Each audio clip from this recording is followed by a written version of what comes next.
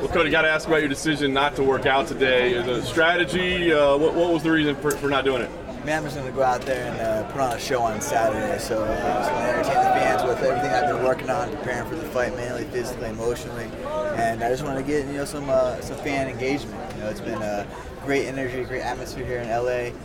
So I just wanted to ask him some questions and give him some no-love merchandise. Well, people are going to wonder, like, maybe was he trying to hide something, whether it be an injury, whether it be a tactic, whether it be something?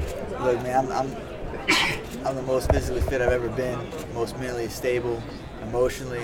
I'm ready to go out there and capture this gold, put TJ away, and that's it. There's no hiding anything, you know what I mean? I'm very blunt with everything I do in my life, very raw and real.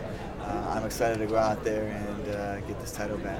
When you think back to that first fight, man, how does it live in your head? Because I think some people are like, oh, you got stopped. But when you watch the fight, I mean, you had some success early on, right? So, I mean, what do you think? Is it a small mistake you made tactically? Is it your condition that evening? What do you think back? I'm super confident. I mean, you name any fighter that can get off the couch and beat someone that caliber. TJ is a real deal. He's a tough fighter. He's a great adversary. He's a great opponent. But when I'm healthy, this guy will not ever stand a chance. Would never make it past round one. When I put him with that right hand, he'd be put to sleep. That's no excuse. I don't want to make it like I'm excuses, but this is the thing. I fly to Las Vegas to get 8 epidural shots 2 weeks before the fight because I couldn't walk. You know what I mean? It was all around the world with these magical shots, that were going to heal my back, heal it, and that is what it is. I was able to take some necessary time. I have a great physical therapist, Russ Downing out of Sacramento, California. I have a great strength and conditioning coach that really armored my body up this camp. You know what I mean? If you look back from last picture to this picture, I'm physically fit. My cardio's off the charts. I'm faster than ever. I'm hitting harder than ever. And the main thing from this fight to the last fight is I'm focused. I've been completely focused the whole entire time, 12 weeks straight, nothing but grinding. And you'll see that on Saturday night. Cody, you're probably already aware, but some unflattering tweets resurfaced today. Do you want to take a moment to address that? I don't even address that. That's what, when I was a teenager. Anyways, next question. There's that iconic image after that fight, of him in your face screaming. I wonder, when you see that image, what kind of emotion it stirs in you? Do you take that personal? He's classless. That's TJ, and he's always been like that. It's who he is, win and lose with class. When I outclass Dominic Cruz, I give him down, give him disrespect. TJ's up in my face, flexing on my team, acting like a real asshole. And I remember every single thing. That's what motivated me this whole entire camp. TJ getting in my face right after that fight. But damn no well, if it was me and him, like it was in our locker rooms, just me and him, face to face, he wouldn't do that. He did that because, like I said, he's classless.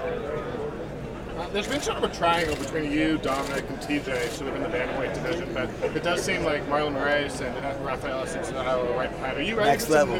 We're on a different level. I'm on a different level than all those guys. Yeah, TJ did get me, but you see me outclass Dominic Cruz. I'm going to outclass TJ Dillashaw. I'm just levels above all these guys. Are you ready for some new blood though, to sort of come in and new fight? Blood, yeah, new blood. It's fine. New blood. I'm glad these guys are going out there and putting on performances, but who are they really fighting? You know what I mean? Like I'd rather much fight a guy that's stapled himself in the pound for pound, Demetrius Johnson. That's the next fight I think that's needs to be made after I demolish TJ on Saturday. He said that he's not interested in going up to 135 for any price. I can go down to 125 pounds this week and I can make it. You know what I mean? I have the best nutritionist in the game, George Lockhart and Keith. And that's the thing that we'll talk to my coaches, Dana White. That's the thing. They have to compensate us, like I said earlier in the media week, that he's about to possibly consecutively 12 consecutive title if he defenses if he does it this Saturday. You got to pay him, you got to pay me. We're going to bring. That's a super fight. It's the two best lighterweight guys in the world. You feel like that's the fight that makes sense? Because as he said, we know Cruz is coming back. As he said, Assuncio's out there saying, hey, what about my shot? But you feel like you can put bantamweight on hold and go to 125 instead? Yeah, definitely. Let Don and Sinsal fight each other. But that's the thing. To your question, that was my whole idea. I ended up hitting Sean Shelby up, Dana White before the TJ fight. So I'm gonna knock TJ out, fight him, and then go down and fight Mighty Mouse. That was my original thought. TJ stole that from me, stole everything from me. If the UFC wanted that fight to prosper, they would have made that fight happen. They don't want that to happen. They don't want, you know what I mean? They wouldn't have, they would have moved on. They want me to be the champion. That's why they gave me the rematch. So they called me and offered me the fight in March. You know, TJ turned it down, made all these excuses, then I have to wait all the way till August to fight him. I was ready to go way before. That's why I told my manager Ali, I said I'm ready to fight. I don't want to have my return, postponed. I'm healthy. I'm used to fighting 4 or 5 times a year. Last year I was hurt. You know, that's not how I like to do things. I like to be in the gym and evolve and get these wins. But that's what they want to do. I'm going to go out there and fight TJ, knock him out, and then we'll see what Dana White want to do. You think the UFC wants you to win this fight? You think the UFC is rooting for you? TJ wants to say Dana wants me to beat, UFC wants me to beat. But the simple fact is, TJ didn't want this fight. You know what I mean? They had to, basically tell him, you want to go down and fight Mighty Mouse, okay? Why wouldn't you fight, even if you didn't want to fight me, you didn't see him wanting to fight Dominic. Dominic's got a winner against him. He wants to get wants the easiest style matchup. You don't want to fight me. Lord knows he doesn't want to fight me. He knows what I bring to the table. He knows I'm a threat over all those guys. And Dominic's already in his head the win over him. So I'm going to go after Mighty Mouse. For what? Mighty Mouse is 125 pounds. Thanks, guys. He said you got some special treatment given that he had the fight last year where he got the title shot. What's that?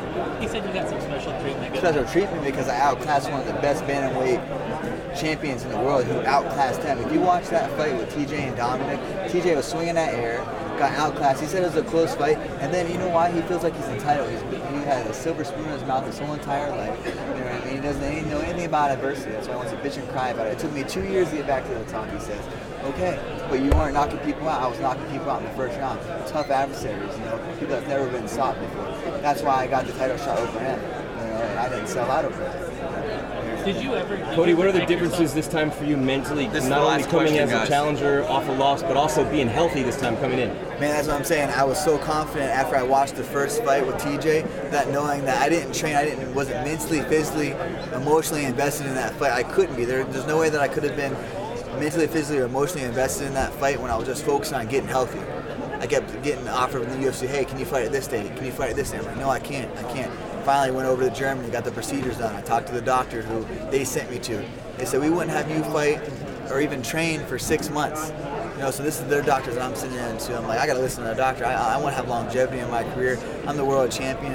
And, I didn't get to enjoy that. So that's what I'm saying. You see me on a natural high right now. I'm focused. I'm ready. I'm excited to go out there and fight. Thank you, guys. Cody.